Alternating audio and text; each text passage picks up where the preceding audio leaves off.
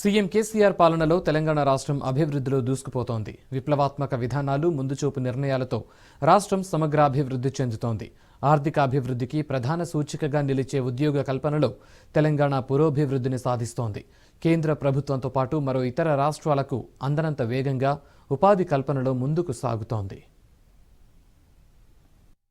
ఓవైపు దేశంలో నిరుద్యోగం రోజురోజుకు పెరిగిపోతుంటే తెలంగాణలో మాత్రం తగ్గుదల నమోదవుతోంది. Centre for Monitoring Indian Economy తాజా నివేదిక ఈ విషయాన్ని స్పష్టం చేసింది. గత డిసెంబర్లో దేశంలో నిరుద్యోగిత రేటు 4 నెలల గరిష్టానికి చేరి 7.91% చేరింది. అయితే తెలంగాణలో మాత్రం నిరుద్యోగిత రేట్ కేవలం 2.2% రికార్డయింది. నిరుద్యోగిత రేట్ తక్కువగా ఉన్న 5 రాష్ట్రాల్లో తెలంగాణ 4వ స్థానంలో నిలిచింది.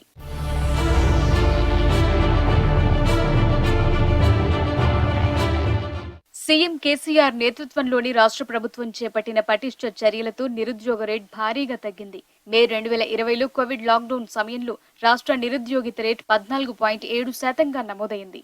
ఇదే సమయంలో జాతీయ నిరుద్యోగిత రేట్ 21.7%గా నమోదైంది.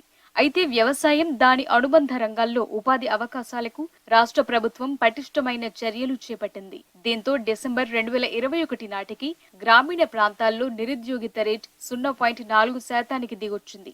జాతీయ సగటు మాత్రం 7.2%గా నమోదైంది. ఇక డిసెంబర్ 2021 నాటికి రాష్ట్రంలోని పట్టణ ప్రాంతాల్లో నిరుద్యోగ రేట్ 6.3%కి దిగిరాగా దేశంలో 9.2%గా నమోదైంది.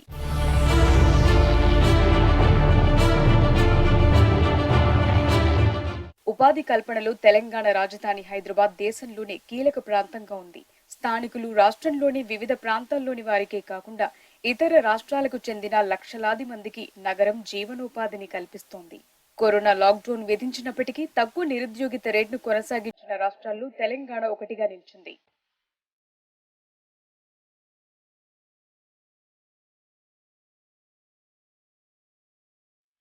మరోవైపు దేశ ఆర్థిక వ్యవస్థకు తెలంగాణ పెద్ద మొత్తంలో సహకారం అందిస్తున్నట్లు రిజర్వ్ బ్యాంక్ ఆఫ్ ఇండియా గతేడాది సెప్టెంబర్లో పేర్కొంది. ఈ మేరకు స్టాటిస్టిక్స్ ఆన్ ఇండియా ఎకానమీ 2020-21 పేరిట హ్యాండ్బుక్ ను విడుదల చేసింది. ఇందులో రాష్ట్ర, దేశ ఆర్థిక వ్యవస్థకు సహకారం అందిస్తున్న టాప్ 5 రాష్ట్రాల్లో తెలంగాణ 4వ స్థానంలో నిలిచింది. ఇక తెలంగాణ రాష్ట్రం సీఎం కేసీఆర్ చెప్పినట్లు దేశ జీడీపీకి చేయూతనందిస్తోంది. దేశ స్థూల దేశీయోత్పత్తికి సహకారం అందిస్తున్న రాష్ట్రాల జాబితాలో తెలంగాణ 6వ స్థానంలో ఉన్నట్లు గత సెప్టెంబర్లో నీతి ఆయోగ్ నివేదించింది. 2020-21లో రాష్ట్ర జీడీపీ 9.80 లక్షల కోట్ల రూపాయలుగా ఉంది. 2014-15తో పోలిస్తే ఇది 94% ఎక్కువని నీతి ఆయోగ్ తన నివేదికలో పేర్కొంది.